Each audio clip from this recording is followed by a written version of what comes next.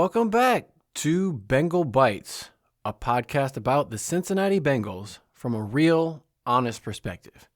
I'm your host, Derek. This is episode 105. This is the Week 7 recap episode to celebrate the Bengals getting the victory over the Pittsburgh Steelers on Thursday Night Football, 33-31. It was a high-scoring, nail-biting affair. The Al Michaels and Kirk Herbstreit were calling this game on Amazon Prime, and Kirk Herbstreit is from the Southwest Ohio area, as he pointed out, and so he was saying he was sure all the fans were convinced that the Bengals were going to lose this game, but they were able to pull it out in the end with a last-second field goal by Evan McPherson. Aaron Rodgers was not able to pull off another one of his trademark Hail Mary touchdowns at the end of the game to knock the Bengals off. It was close for a second there. They got the Hail Mary pass into the end zone, and it was a good job by the Bengals' DJ Ivey of knocking the ball down as time expired off the clock. If DK Metcalf or one of the other Steelers receivers had caught that ball in the end zone, it would have been a touchdown and the Steelers would have won. So luckily, Bengals were able to hold on. It was a back-and-forth affair. It didn't start off great for the Bengals. It started off much like a lot of the previous games in this season had gone. It was like, oh no, here we go again. But then somewhere in the middle of that second quarter, they turned into a different team, a team like I had never seen this season. They haven't played any games like this where they were able to successfully run the ball with Chase Brown. They had their longest run of the season was actually they did that twice in this game. Chase Brown had a run of over 25 yards in the first half, and then he had another run over 30 later in the game. It was incredible. The offense was moving efficiently with Joe Flacco, and maybe it was a factor of Joe Flacco was more comfortable now that he's been in the Bengals system. This is his second game, but it was a short week. Another short week. It's not like he had the full Sunday to Sunday to prepare for this one either. So not a ton of time, but Flacco was obviously much more comfortable and in command of the offense, even though they said he still probably caught a couple plays backwards or got some of the terminology wrong in the huddle. It didn't really matter. You could just tell by the way he was reading the field, scanning the defense, finding the open receiver. And speaking of open receivers, Ja'Marr Chase set franchise records for receptions with 16 and targets with 23. Joe Flacco threw 47 passes in this game, and almost half of them went to Ja'Marr Chase. You're scratching your head if Ja'Marr Chase is getting targeted 23 times. What are the Steelers doing? But of course, it's not that easy. They tried to double team Ja'Marr Chase on a few plays, and the Bengals did a good job of punishing the Steelers defensively. Whenever they tried to put extra people on Ja'Marr and T, then that meant somebody else was open. Andre Iosivas had a nice catch late in the game that set them up for another score. And it was part of the reason was because on that play, deep down the middle to Andre, the safeties were cheating down. They were jumping the routes to Ja'Marr Chase and T. Higgins because it was a 3rd and 4. And the Steelers were trying to cheat and play close on those short routes that left Andre wide open down the middle with Darius Slay trailing from behind. But Ja'Marr didn't have a perfect night. Ja'Marr had a couple drops. He had a touchdown early in the game that was called back. It was pretty obviously incomplete because he didn't complete the catch all the way to the ground. It didn't survive the ground, and you could see the ball was coming out for whatever reason. The officials called it a touchdown. But then after that, I think it was the next play, Ja'Marr got a touchdown. Didn't really make any difference. But this game was kind of one of those Thursday night games. You can't really call Thursday night typical, but it was just a weird game. Hard to say if it had been played on a Sunday, if the results would have been any different. I imagine the defense for both teams would have been a little bit better. I don't know if, maybe they were a little bit banged up, fatigued, whatever it was, but both defenses were getting gashed left and right. If I take a quick look over at the team stats, the Bengals actually outgained the Steelers 470 to 396. The Steelers got almost to 400 yards themselves. It wasn't like the Bengals defense did a great job stopping them. But this was literally double the amount of yards that the Bengals had been averaging coming into this game. They were averaging 235 roughly, and that was at the bottom of the NFL. The fact that they got 470, doubled it up, a huge improvement, obviously. And the biggest difference was in their rushing. They got 142 yards rushing on 23 attempts, 6.2 per carry, which Chase Brown coming into this game had been averaging 2.7 yards per carry. So a much better improvement, or a much better game out of Chase Brown. He got 108 yards on only 11 carries, average of 9.8 for Chase Brown. No touchdowns. They were able to score through the air and kick some field goals, so they didn't get any rushing touchdowns. But as a team, they averaged 6.2. Samaje Perine also contributed 31 yards on 7 carries, average of only 4.4, long of 9. But Chase Brown had that long of 37, and one of the reasons I would say that Chase Brown was able to get some of these long runs was the Steelers' run defense, particularly Patrick Queen. On both those long runs, the Steelers' middle linebacker, or one of the middle linebackers, Patrick Queen, number 6, he was coming up to the line of scrimmage and being overly aggressive, trying to guess, I think, where Chase Brown was going to run, and he guessed wrong.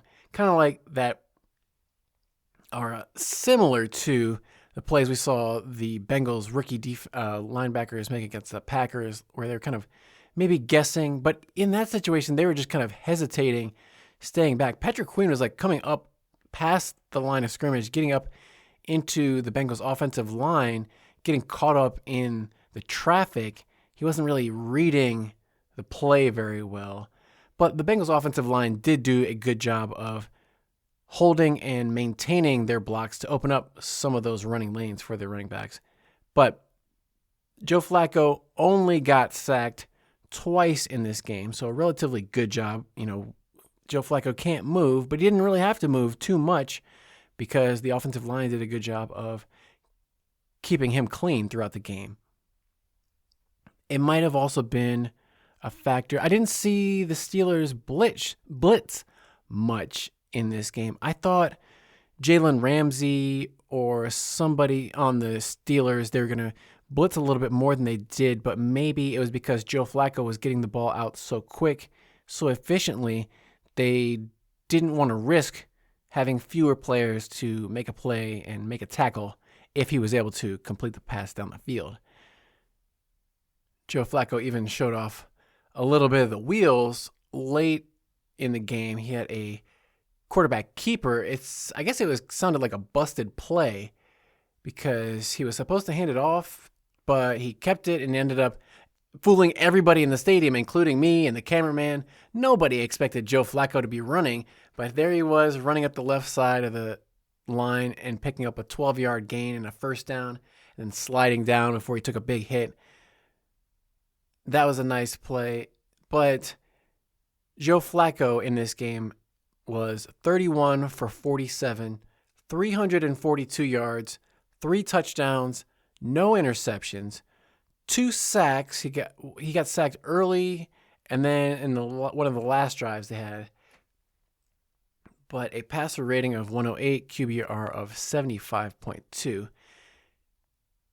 It was a great game from Joe Flacco. One of the best games I've seen. Not really rivaling a Joe Burrow 400-yard performance, but it was up there. It was his own style. It was a different style of game than a Joe Burrow. Definitely different than the Jake Browning games we had seen. Night and day difference from that. So already that trade with the Browns for Joe Flacco is paying huge dividends. They swapped their 5th-round pick for one of the Browns' 6th-round picks next season, and they got Joe Flacco out of the deal. So that was a very wise decision by the Bengals. A lot of people have been criticizing the Browns. Like we mentioned, Mike Tomlin was criticizing the Browns for making that trade. Why would you want to make a trade with your division rival to make them better? And obviously he was right. This is the second time Mike Tomlin has lost to Joe Flacco in consecutive years. He lost to the Colts when Joe Flacco had to play for Anthony Richardson off the bench last season against those Steelers. And Mike Tomlin was saying a couple weeks ago how when they played the Colts, he wanted to keep Anthony Richardson upright in the game because he didn't want to go against Joe Flacco. So he's been familiar with Joe Flacco. And I think at this point, I saw a statistic that Flacco now has a winning record over the Steelers for his career.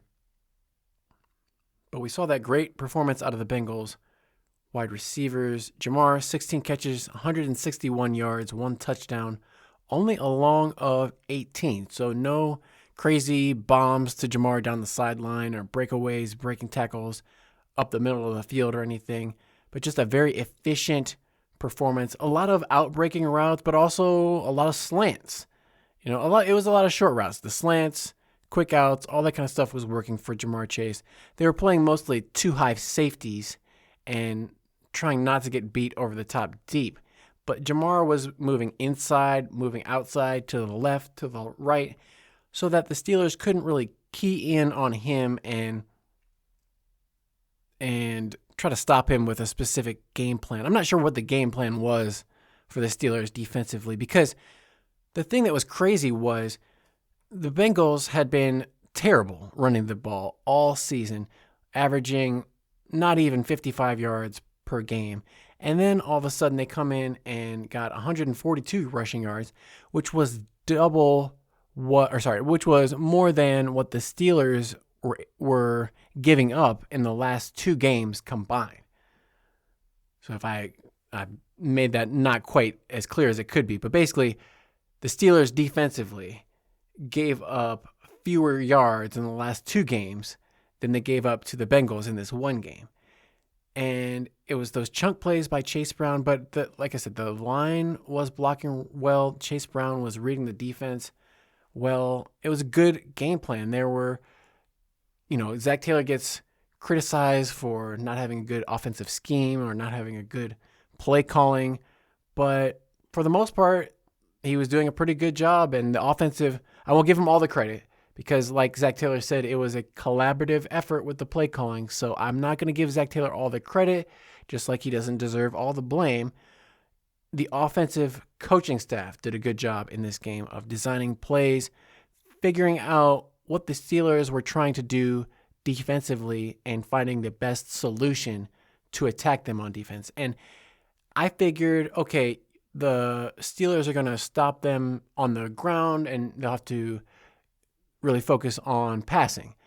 But the Bengals could really do whatever they want. They could run or pass on the Steelers' defense, which was quite a surprise to me. After the game, TJ Watt, who only had 1 tackle and half a sack in this game and barely had any pressure on Joe Flacco, he was even saying that, the defense, the run defense especially, was unacceptable. And the part of the reason why they couldn't get to Joe Flacco was because he was getting the ball out of his hands, which you would expect for someone who's an 18-year veteran in the NFL. But the shocking thing from my perspective, and probably everyone's perspective, was how successful the Bengals were at running the football. So hopefully that continues for the rest of the season, and this game wasn't some kind of a Thursday night anomaly, and that carries through the rest of the season. Whatever they figured out, whatever they unlocked, maybe part of that had to do with the offensive line combination that they used in this game. They went with Orlando Brown at left tackle, Dalton Reisner at left guard, even though Dylan Fairchild, the rookie, was active for this game. He had been inactive with a knee injury the last week or so. But Dalton Reisner got the second consecutive start, and he played well. He was good in the run game and the passing game. Ted Karras had another solid night. Jalen Rivers, he had one holding penalty, but it was just a good timing up by Patrick Queen on the snap. And if Rivers didn't hold him, Patrick Queen was going to tackle Chase Brown in the backfield or maybe even take the handoff from Joe Flacco. He had timed up the snap so well. But Amarius Mims also had a great game because he was going mostly one-on-one on that right side against TJ Watt. And TJ Watt didn't really play too much of a factor in this game. The Bengals tight ends also did a good job. Noah Fant, he had 4 catches for 44 yards and a touchdown. He was also a good blocker. And Drew Sample, the primary blocking tight end, did a good job of run blocking and pass blocking. Drew Sample didn't have any targets. And when you look at the box score for the Bengals, even though Joe Flacco threw 47 pass attempts, he only targeted 5 receivers. And Jamar Chase had 23 targets. T. Higgins had 10 targets, 6 catches, 93 yards, and 1 touchdown, long of 29 coming on that touchdown, where it was kind of like a 10-yard in, and he caught it, was able to make a nice play, breaking the tackle of the safety, Chuck Clark, and then split the defenders, turned on the Jets. An amazing show of speed out of T. Higgins. Maybe not such a great effort by the Steelers defenders to try to make a tackle at the goal line. They kind of look like Geno Stone and Jordan Battle from last week on that play. But good job by T. Higgins splitting the defense and getting vertical for a touchdown. The only player who didn't have too much success was Chase Brown receiving-wise.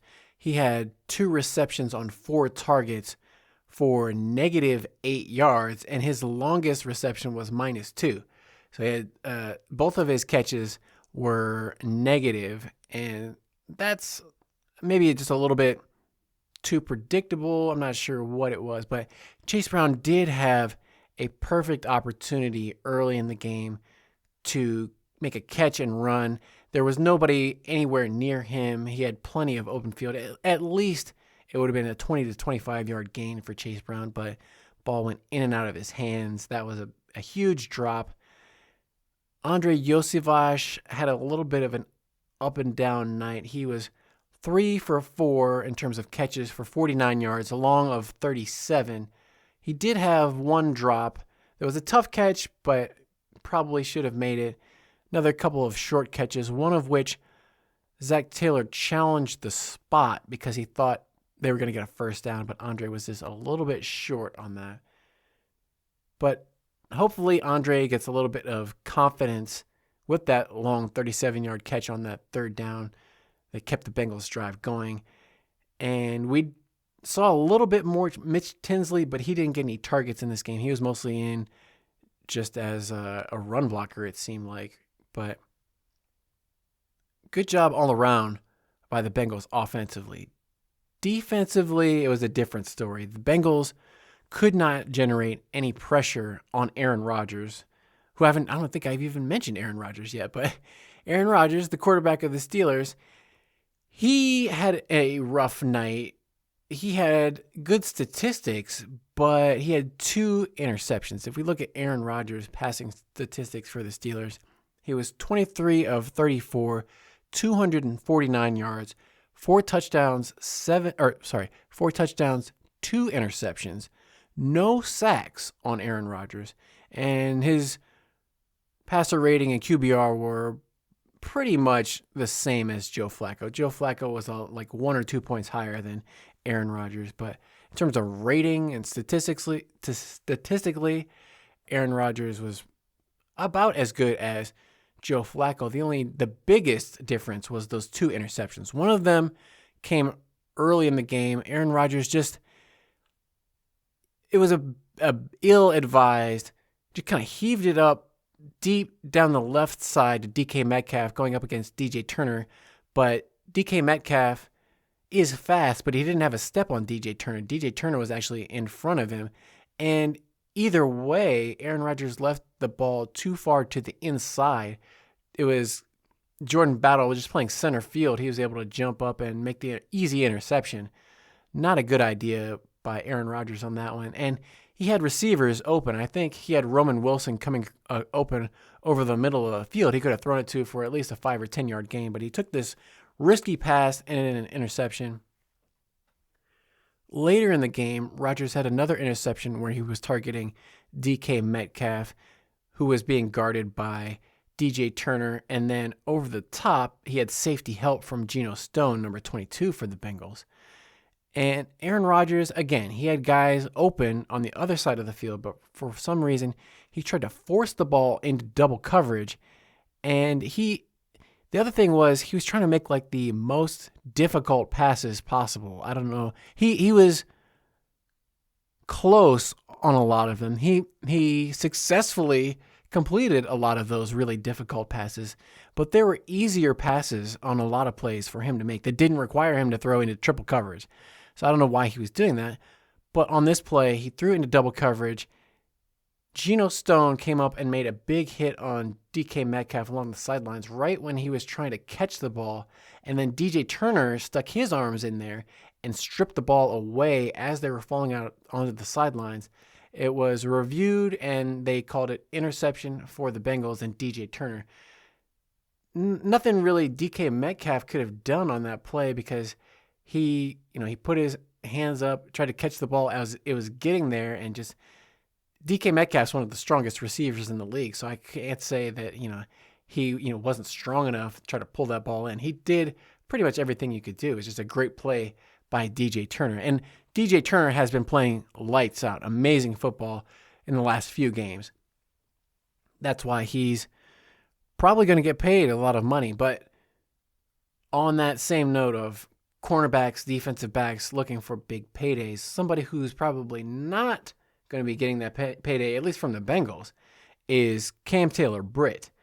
He was a healthy scratch, inactive for the first game in his career. He's sat out games before, but it was due to injury. He had like a hamstring injury earlier this season, and he's had dealt with injuries in past years that caused him to miss games. I think he had a groin, concussion, various things. But this was the first time where he was 100% healthy, and they decided to not even put him in uniform. He was on the sidelines. He was wearing his sunglasses at night. He had the gold chains out and everything, looking flashy, but he wasn't looking flashy on the field. And that meant Marco Wilson and Josh Newton and some of those other defensive backs were getting a little bit more play, and they held their own. I mean, the Steelers were down one of their top wide receivers in Calvin Austin III. They mostly just had DK Metcalf. For whatever reason, they didn't throw to Roman Wilson very much at all. He only had 2 targets in the game, 2 targets, 2 catches, only 17 yards. Scotty Miller, 1 catch on 1 target. The Steelers' top receiver was actually Pat Freiermuth in this game. He had 5 catches on 6 targets, 111 yards, 2 touchdowns, long of 68. And Freiermuth's 2 touchdowns, if I go back and look, did they both come in the second half? I think they did. Yeah, Freiermuth's touchdowns both came in the second half. One in the third quarter. It was 3rd and 18 at the Steelers' 19-yard line. They just got a penalty that pushed them back. It was looking like the Steelers might have to settle for a field goal. All of a sudden, Pat Freiermuth just kind of runs a skinny post up the left side. Aaron Rodgers throws a perfect pass over Dax Hill in front of Geno Stone. It hit Pat Freiermuth like it would have hit him right in the face if he didn't catch it. Perfect pass by Aaron Rodgers. And then later in the game, the Steelers were down 24-30. Bengals had the lead. They had traded punts back and forth. Bengals scored 20 unanswered points in the middle of this game, and then the Steelers started coming back. The Steelers got ahead early with a 10-0 lead. Looked like, oh no, here we go again. All of a sudden, Bengals get those 2 interceptions, they start everything's going their way. They're getting touchdowns to Jamar Chase, T. Higgins. They got stopped on a couple of their drives, weren't able to convert those into touchdowns. Bengals had to settle for a couple of field goals, but then they did pick up another touchdown to Noah Fant, a short touchdown on an 8-play, 67-yard drive to start that fourth quarter. But Pat Freiermuth then later, when the Steelers really needed to score a touchdown to get back into the game, it only took them 2 plays to go 58 yards. And actually one of those plays, if I look at it, one of those plays was incomplete. Then they had a 10-yard penalty for holding that moved them back to 2nd and 20. And then that's when they scored a touchdown on the next play, 68 yards. It was a very similar play to the touchdown. I think they said it might have been the exact same play that they scored the touchdown the first time to Freiermuth. And this was a different coverage by the Bengals defense because they are on a different part of the field. Obviously, they're on the inside the Steelers' own territory, but bad angle by Geno Stone on this one. He was taking a too shallow of an angle, completely missed the ball, completely missed Pat Freiermuth, and then nobody could catch Pat Freiermuth. I was surprised he was that fast to be able to outrun everybody to the end zone for a 68-yard touchdown because he's a tight end. You don't expect him to have that kind of breakaway speed. So maybe that's just a factor of the Bengals defensive backs not being that fast. But, I mean, like Dax Hill and some of those guys, I'll have to go back and watch like who was closest to him and see what the dots were looking like. Like I said, it's a Thursday. So sometimes on defense, I feel like I'm not going to say the effort, but sometimes the energy and the intensity isn't always there. Because if you think about, if you're old like me, if you try to do something physically strenuous, it's going to take you a long time to recover. It might take you a few days to really get those muscles and everything feeling like they used to. And the same thing for football players. They just played a game on Sunday. Now they got to go back out there and play on Thursday. Their bodies, the soreness from the previous game has probably subsided by the time you get to Thursday from that Sunday. But there's still a little bit of lingering fatigue. Your muscles still aren't fully recovered if you went out and gave 100% just a few days ago. That may have contributed to some of the defensive breakdowns we saw by both of these teams. You never know. But it looked like the Steelers were going to be able to pull out the victory. But to the Bengals' credit, last drive of the game, they get it with just over 2 minutes left to go. It's 30-31 Steelers after that long touchdown. Bengals drive it all the way down the field. It was a lot of passes to Jamar Chase, but then the critical play on this drive was the deep pass up the left sideline from the Steelers' 35 to T. Higgins. And T. Higgins had the awareness, instead of going in and scoring, he slid down at the Steelers' 7-yard line. So that let the Bengals keep the ball and just take a knee with Joe Flacco, forcing the Steelers to use up all their timeouts. And then the Bengals were able to go up 33-31 after the Evan McPherson 36-yard field goal, which I was holding my breath on, but luckily Evan McPherson knocked it right down the middle, put the Bengals up 33-31. And then, like I said before, the Steelers still had about 7 seconds left to try to convert that Hail Mary. They ran one play, quick out for 5 yards to get a little bit closer. Then on the last play, 3 seconds left, Aaron Rodgers dropped back, heaved a rainbow down the field into the end zone that was luckily broken up by the Bengals to clinch it 33-31. And everybody was going crazy in the stadium. Didn't see too many Steelers fans in the stadium. The previous home game was that Detroit Lions game. Detroit's a little bit closer than Pittsburgh, and that game was on a Sunday. So maybe it was a little bit more difficult for people to come from Pittsburgh on a Thursday to try to mess up the Bengals whiteout. But it was mostly white in the stadium. You saw specks of yellow and black here and there, but it was mostly white. Speaking of specks of color coming through, I don't know what was up with the midfield logo. There was some of the orange bleeding through from underneath the white. It didn't quite have the full whiteness on the midfield logo. It must have rubbed off at some point. But otherwise, the field looked pretty good. Did I mention Cam Taylor-Britt didn't play in this game? Also, Trey Hendrickson did not play in this game with that hip injury. It sounds like it's not going to be anything too serious, so Trey should hopefully be able to come back and play in Week 8 now that they've got this extra long break in between games. They said it was a back after the game on last Sunday, but then they said it was hip. It's not really clear what Trey Hendrickson's injury really is at this point, but they said it's just going to be a pain management type of thing, and hopefully nothing that would be like requiring surgery or anything like that. But you got to remember, Trey Hendrickson is in a contract year, and so he can't afford to get injured or anything that would make him less desirable to some team after this season. Trey is going to go out there and do everything he can this season because he wants to show up well for that next contract.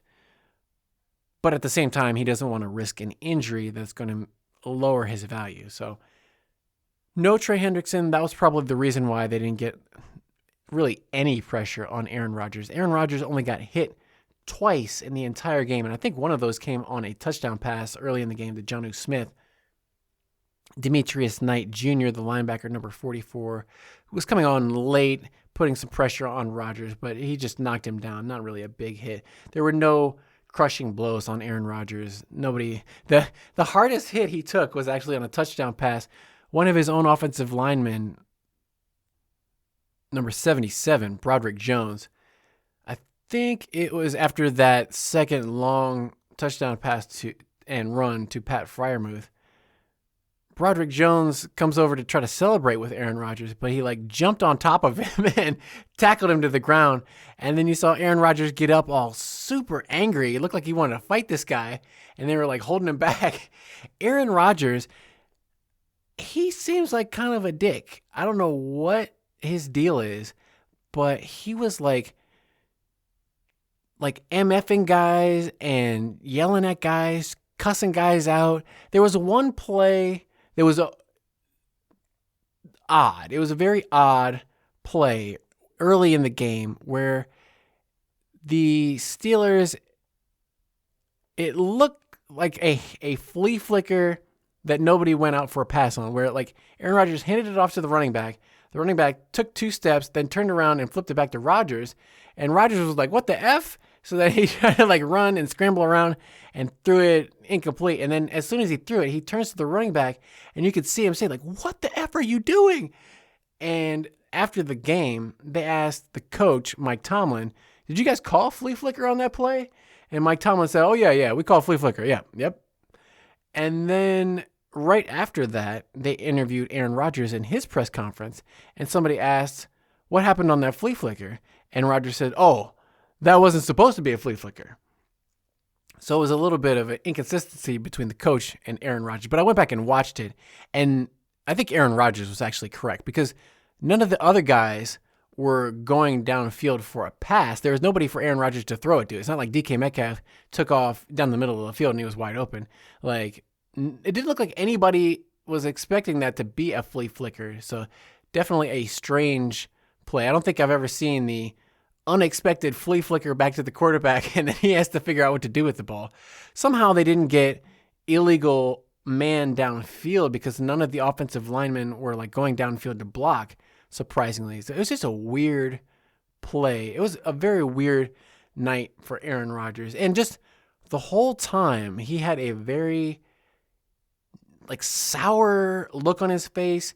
He looked like he was constantly criticizing his own teammates and just very negative attitude out of Aaron Rodgers. But in complete contrast, they kept showing Joe Flacco on the sideline. He looked like he was about ready to take a nap. He was so relaxed. Even after they kicked the field goal to go up and basically win the game, Joe Flacco was just kind of sitting there okay, whatever. No big deal. It didn't seem to really faze him or get him excited or raise his blood pressure or pulse even a little bit. And that's, he's 40 years old. He's been in the Super Bowl, won the Super Bowl. He's been through everything, and he's seen everything. And he probably had in the back of his head, okay, there's 7 seconds left. We're going against Aaron Rodgers. I can't get too excited right now, but I am really pumped up to watch the rest of these Bengals games just because having Joe Flacco brings such a different energy to this team, to this fan base, probably even to the coaches, because they're thinking, okay, we don't have to kind of protect the quarterback in terms of, with Jake Browning, it must have been such a struggle to figure out, okay, what can we do on offense with this kind of limited quarterback who's not that good? Now, all of a sudden, so many more options become available with Joe Flacco. They were going under center a lot. Part of it has to do with him being able to audible and get them into the right play offensively.